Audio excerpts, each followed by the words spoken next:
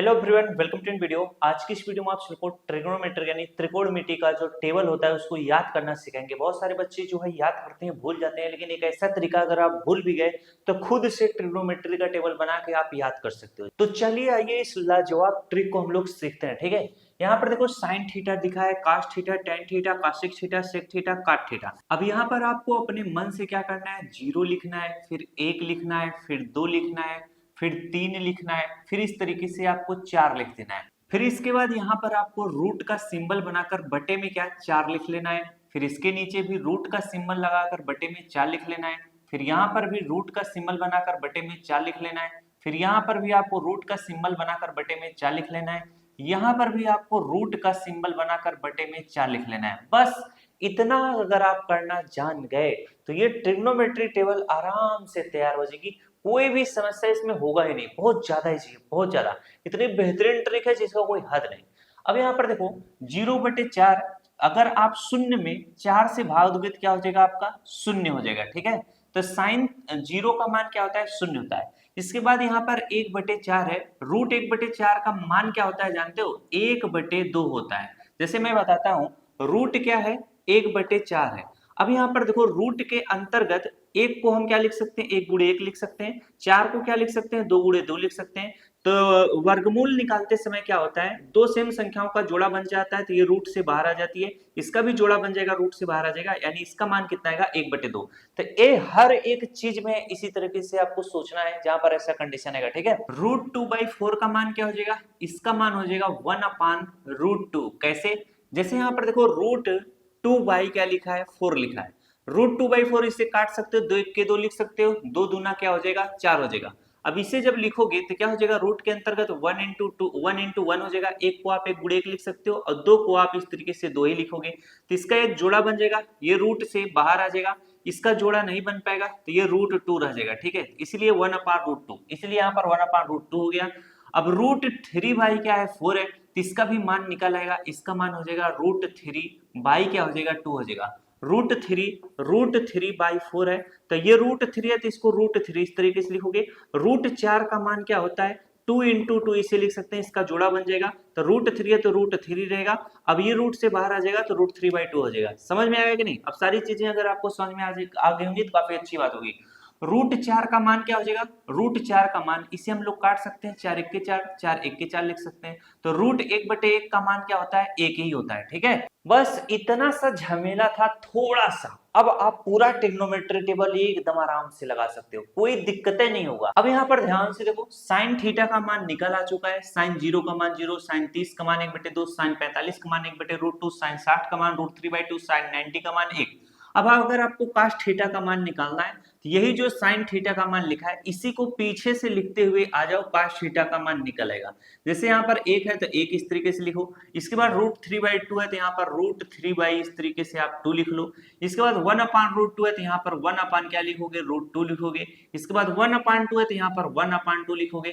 अब 0 है तो यहाँ पर आप इस तरीके से 0 लिख लो। ठीक है, अब आपको tan थीटा का मान निकालना काफी ज्यादा इजी है। tan थीटा का मान कैसे निकालता है, tan थीटा बराबर होता है sine theta upon cos theta होता है। ठीक है, अब जैसे हमें इसका मान निकालना हो तो साइन थीटा ऊपर है तो 0 लिख लो, अब कास थीटा नीचे है तो बटे 1 लिख लो। शून्य में 1 से भागोगे तो उसका मान क्या रहेगा, 0 रहेगा। ठीक है, उसी तरीके से अगर मुझे इसका मान निकालना हो, 1/2 है तो 1/2 इस तरीके से लिख लो, फिर बटे का चिन्ह बड़ा सा लगाओ। फिर √3/2 है तो √3 आराम से 2 लिखो। अब इसमें क्या होगा, 2 से क्या हो जाएगा, 2 कट जाएगा, बचेगा क्या, ऊपर 1 बचेगा, बड़ा सा बटे का चिन्ह है। अब √3 है तो √3 बचेगा, तो यहाँ पर क्या हो जाएगा, 1 क्या हो जाएगा, √3 हो जाएगा।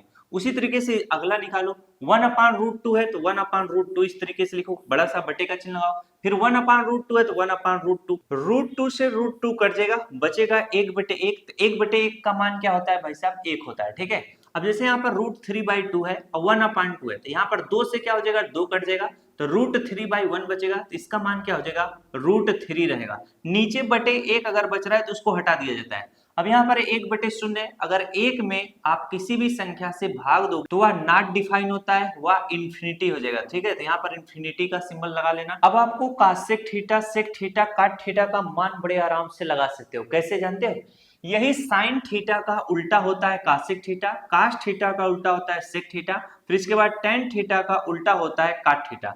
अब देखो साइन थीटा जीरो है, अब जीरो है इसके नीचे कुछ भी नहीं था, बटे एक लिखो। अब इसी जीरो बटे एक का अगर आप उल्टा करोगे तो एक ऊपर चलाएगा और शून्य नीचे आएगा, तो एक में किसी भी अगर एक में शून्य से भाग दोगे तो वो क्या होता है, नॉट डिफाइन होता है। क्या होता है, नॉट डिफाइन। तो यहाँ पर इंफिनिटी का सिंबल लगा लो। इसके बाद यहाँ पर 1/2 है, 1/2 का उल्टा करोगे तो क्या हो जाएगा आपका 2/1 आ जाएगा। तो नीचे अगर एक है तो उसको हटा दिया जाता है, तो सिर्फ यहाँ पर 2 लिखा जाएगा। फिर 1/√2 को 1/√2 को उल्टा करोगे तो √2 ऊपर आ जाएगा, एक नीचे, तो इसका मान √2 हो जाएगा। इसके बाद यहाँ पर √3/2 है तो ऊपर 2 चल जाएगा, नीचे क्या हो जाएगा √3 आ जाएगा। इसके बाद एक का उल्टा करोगे तो भाई साहब एक ही होता है, ठीक है। अब हम कास का उल्टा करेंगे तो सेक थीटा का मान निकालेगा, एक का उल्टा करोगे तो क्या रहेगा, एक ही रहेगा। √3/2 का उल्टा करोगे तो क्या हो जाएगा, 2/√3 हो जाएगा। फिर यहाँ पर 1/√2 का उल्टा करोगे तो √2 ऊपर आएगा, एक नीचे, तो यहाँ पर इसका मान √2 हो जाएगा।